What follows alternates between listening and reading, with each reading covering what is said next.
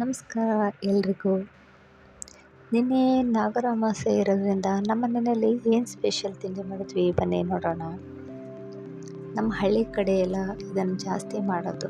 ನಾಗರ ಪಂಚಮಿ ಬಂತಂದರೆ ಆಯಿತು, ಅಮಾವಾಸ್ಯೆ ದಿನ ಗೋಧಿ ದೋಸೆ ತೊಗೆ ಅಂತೇಳಿ ಮಾಡ್ತೀವಿ. ಸ್ವೀಟ್ ಇದು. ಬನ್ನಿ ಹೇಗೆ ಮಾಡೋದು ನೋಡೋಣ. ಮೊದಲಿಗೆ ನಾನು ಬೆಲ್ಲ ಕರಗಿಸಿಟ್ಕೊಂಡಿದ್ದೀನಿ. ಅದನ್ನು ನೀಟಾಗಿ ಸೂಸ್ಕೊಂಡು ಕುದಿಯೋಕ್ಕೆ ಇಡಬೇಕು. ಅಷ್ಟರಲ್ಲೇ ಒಂದು ಬಟ್ಟೆ ತೆಂಗಿನಕಾಯಿ ತುರಿನ ಸಣ್ಣಗೆ ಹುರ್ಕೊಂಡು ಅದಕ್ಕೆ ನೆನೆಸಿಟ್ಟಿರೋ ಅಂಥ ಅಕ್ಕಿನ 2 ಸ್ಪೂನ್ ಅಕ್ಕಿ ಹಾಕ್ಕೊಂಡು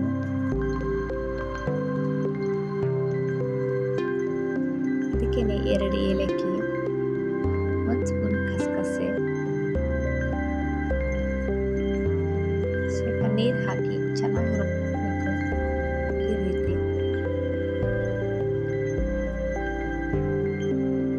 ಬೆಲ್ಲದ ಬಿಸಿ ಮಾಡಲಿಕ್ಕೆ ಇಟ್ಕೊಂಡಿರ್ತಲ್ಲ, ಅದು ಚೆನ್ನಾಗಿ ಕುದೀತಾ ಇರಬೇಕು. ಕುದಿಯುವಾಗ ಈ ರುಬ್ಬಿರುವಂಥ ಪೇಸ್ಟ್ನ ಅದಕ್ಕೆ ಹಾಕಬೇಕು.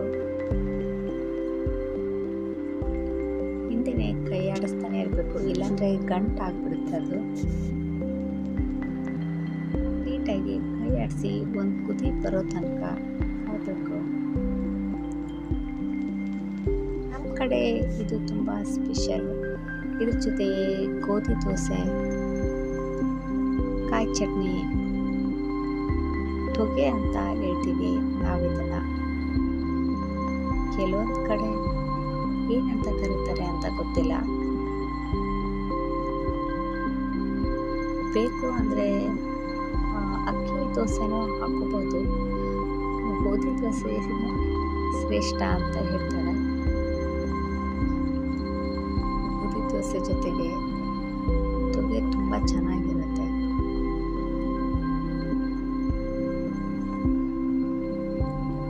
ನಾನು ಇದ್ರ ಜೊತೆಗೆ ಅಕ್ಕಿ ದೋಸೆ ಕೂಡ ಮಾಡಿದ್ದೆ.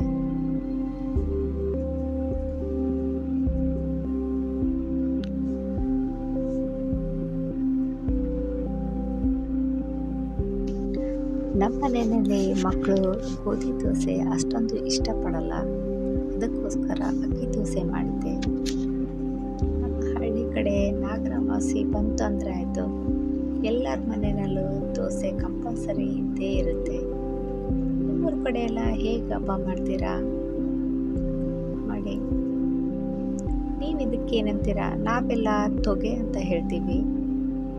ನಿಮ್ಮೂರ ಕಡೆ ನೀವೇನು ಹೇಳ್ತೀರಾ? ದೋಸೆ ಮಾತ್ರ ಮಲ್ಲಿಗೆ ಹೂವಿನ ಥರ ಸ್ಮೂತಾಗಿ ಬಂದಿದ್ದಾವೆ. ಒಮ್ಮೆ ನೀವು ಟ್ರೈ ಮಾಡಿ, ತುಂಬ ಚೆನ್ನಾಗಿರುತ್ತೆ. ಗೋಧಿ ದೋಸೆಗಂತೂ ಸೂಪರ್ ಕಾಂಬಿನೇಷನ್ ಈ ಸ್ವೀಟ್ ತೊಗೆ.